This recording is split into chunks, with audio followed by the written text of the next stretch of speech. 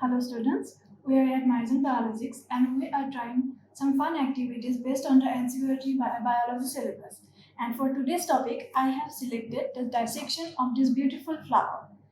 This is a cynorrhoes or called hibiscus, which are commonly found in every house, at least in our area. And I'm sure if you go around your neighborhood, you will find at least one tree of this particular flower.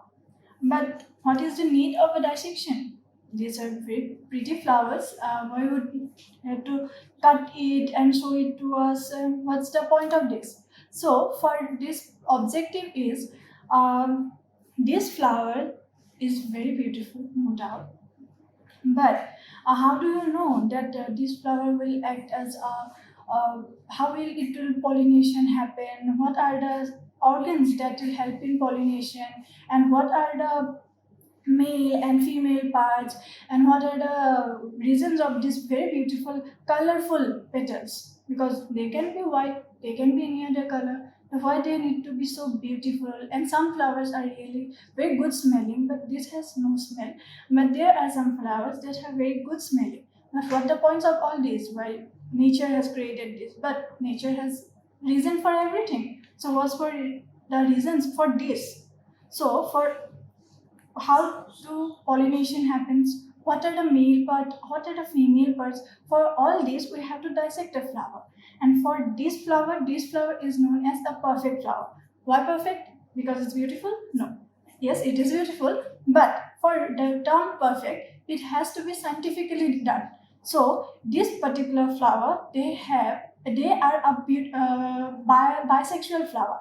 They have both male and female organ in itself. And now we will show you both the male and female organ while we dissect the flower. So let's get started. So I will show you this flower very closely. And look at this. This flower has 5 petals. 1, 2, 3, 4, 5.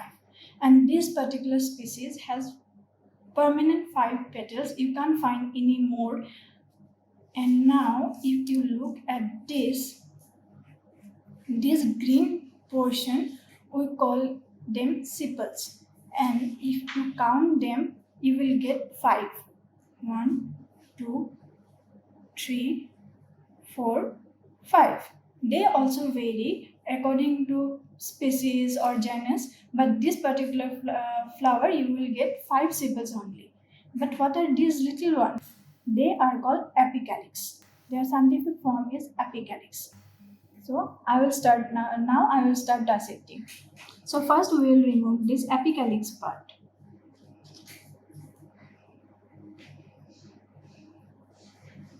For that I will use this forceps and just pluck it.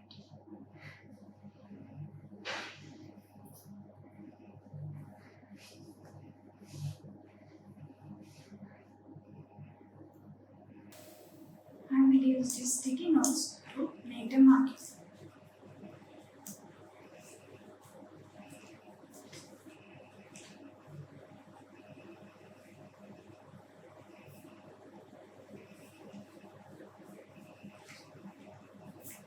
We are done with the apicalyx part. Now it's time for this sepals or calyx part. We are trying to do the separation united because they are gamosepalous part, and we have to dissect them.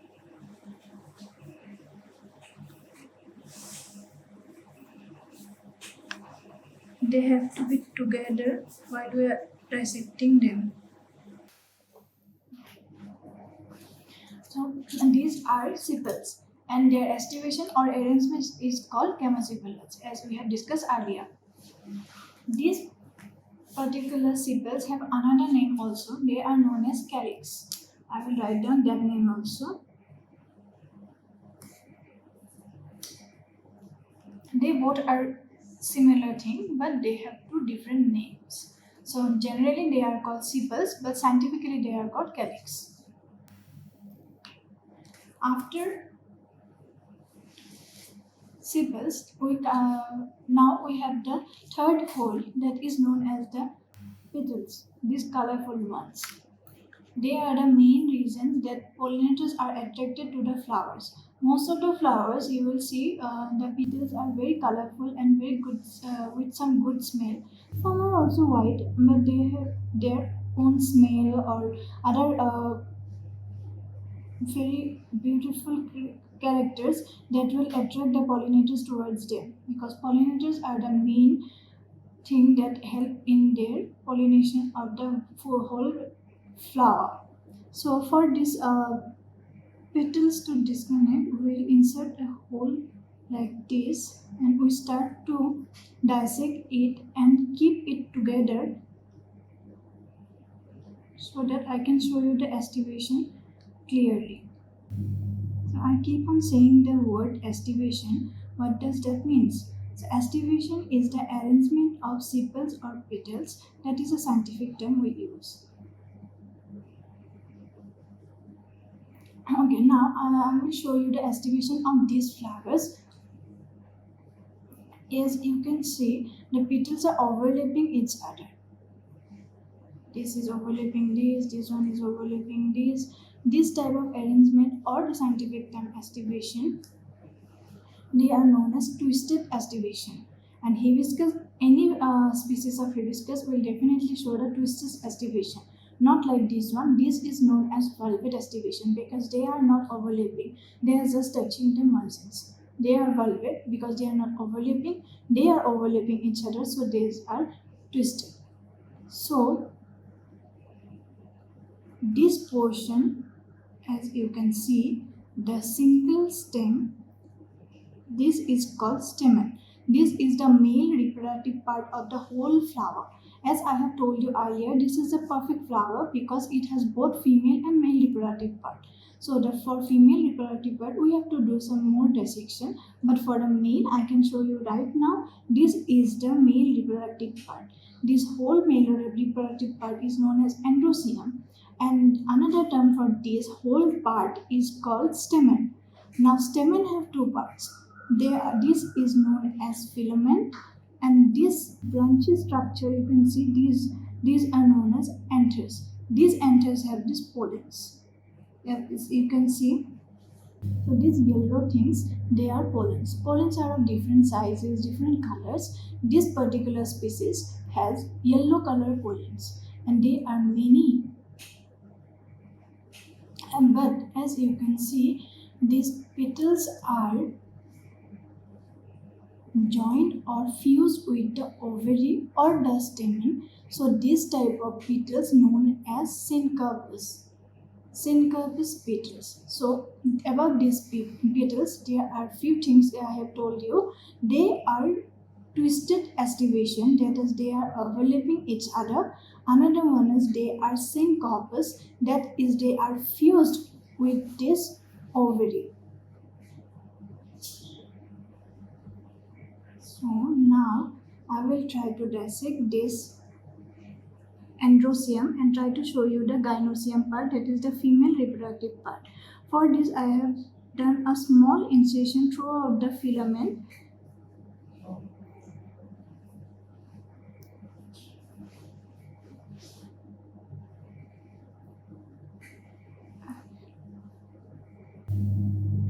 This yellowish part is known as ovary, the female reproductive part of the flower.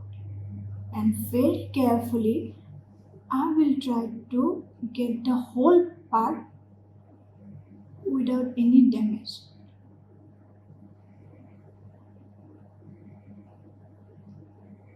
These are very delicate things, so be extra careful while getting this gynoecium part. As you can see, this is the whole gynoecium part, and I have managed to take it out without any damage. So I will put it here. This gynoecium has three parts. This first part is known as stigma. This filament type part is known as style, and this is the ovary of the flower. As for the another name of this gynoecium, like sepals, we also use the term pistil. to demonstrate the gynoecium part. Pistil is generally used for general knowledge or like normal day conversation, but as for scientific term, it is always gynoecium. Gynoecium means female reproductive part. Now, as I have told you, there are three parts of this female reproductive part. One is stigma, another one is style, and the third portion is ovary. So, this stigma has five. You can see that the stigma is like 5. 1, 2, 3, 4, 5. Function of stigma is pollen from another flower or the same flower will sit on this stigma and they will travel through this style to the ovary. So the function of style is they transport the pollen from stigma to ovary. Ovary is the one position or place where the fertilization of the whole flower takes place. So that's I am done with the female reproductive part of the hibiscus flower. Now, what about the male part? So the male reproductive part is totally fused with the pistils. So it's really hard to get it without damaging, but I'm still trying.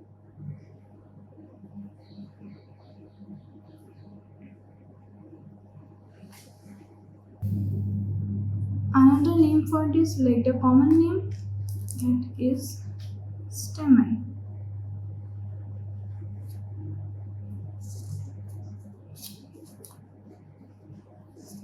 And the whole thing is the male reproductive part.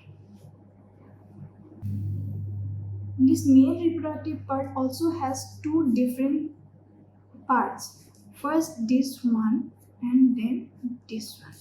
This filament-like structure is known as filament.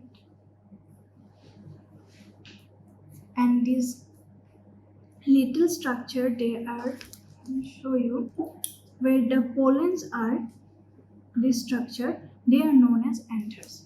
These anthers releases the pollens.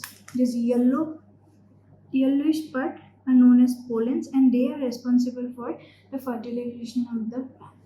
And this flowery part that actually we call them flower is known as corolla.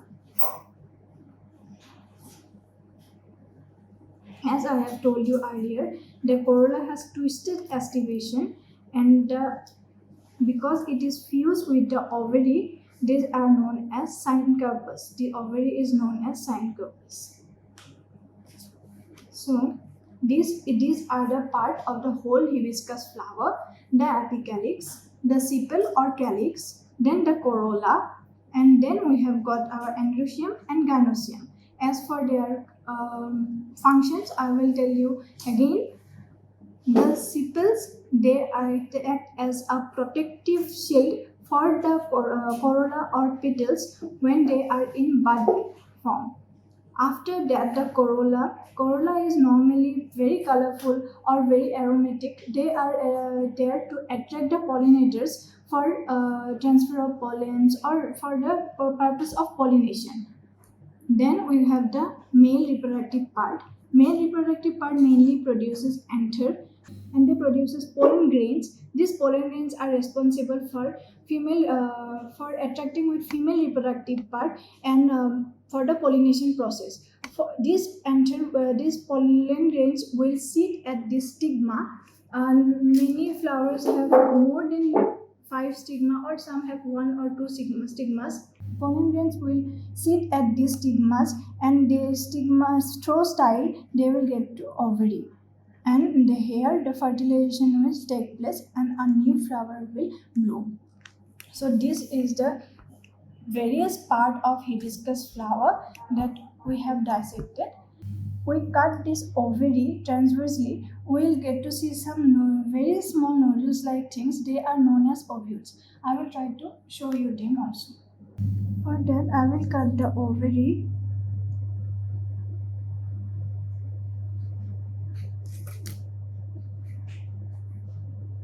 And here we will get some very small nodule-like things which are ovules, known as ovules. I will take some water in a petri dish, transfer these ovules here in water.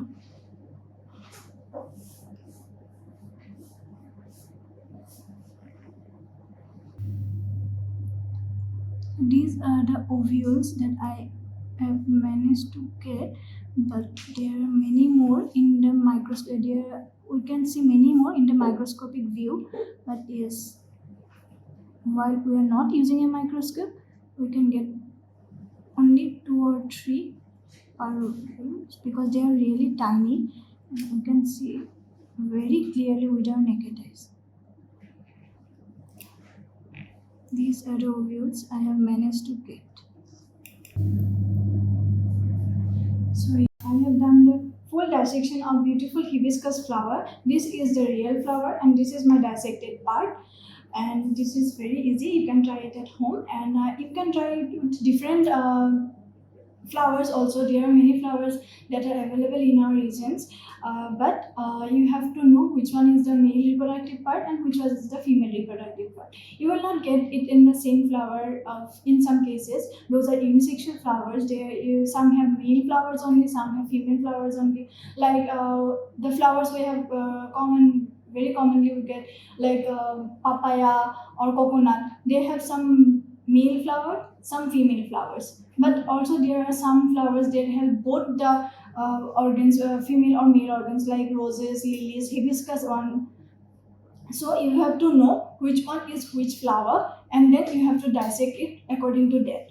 In some cases you will get more stigmas, in some cases you will get more ovaries. Some flowers have more ovaries than one. This particular genus have only one ovary, so I have seen only one. If you get more ovaries, you will get more ovules also. In some flowers you will get another estivation, like the velvet estivation, the twisted estivation, and there are many more. But more or less every flower has this every part I have shown you. Some don't have the female reproductive part or some don't have the male, but these are the common things that a flower will get. You will get in a flower. So please try some dissecting new flowers that you will get in your neighborhood, like the coconut flower, which is also a male flower and female flower separately. You can get that.